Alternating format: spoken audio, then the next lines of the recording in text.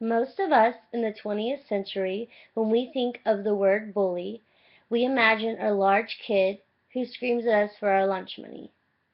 Every day, unfortunately, in the 20th century, bullies are everywhere. They can now send a message within a second of a nasty picture or a nasty message to thousands of people.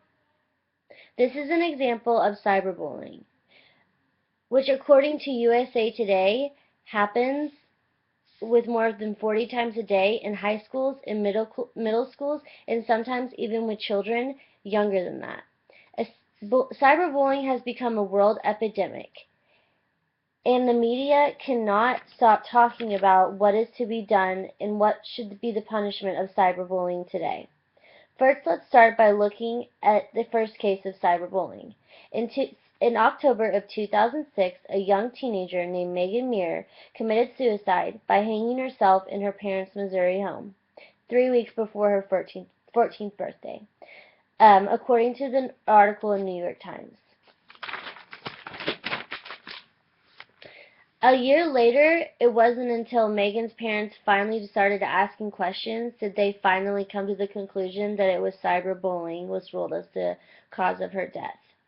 Also, shockingly, it wasn't a student that was indicted in 2008, 2 years later, for her suicide. It was a mother who was actually seen sending messages to the girl instead of the daughter.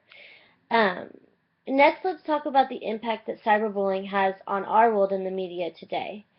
Um, with the Megan Muir case, it was very shocking that her mother was involved, but the thing that actually was very weird about the whole situation was that the daughter was actually protected and the mother was the one that went to jail or was indicted and was going to go to jail. For me personally, I just thought that that wasn't fair. I thought that um, the daughter should have had some reprimanding instead of it all being the mother. Um, Missouri passed the cyber harassment law that is a misdemeanor, and it's you can serve 90 days in jail, and then you can pay a $500 fine.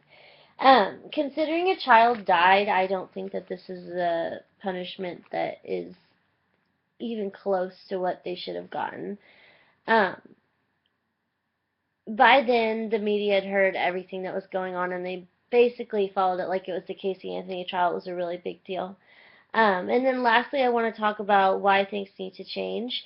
Although there are other states that have stricter cyberbullying laws, it would be ideal to live in a world where cyberbullying did not happen.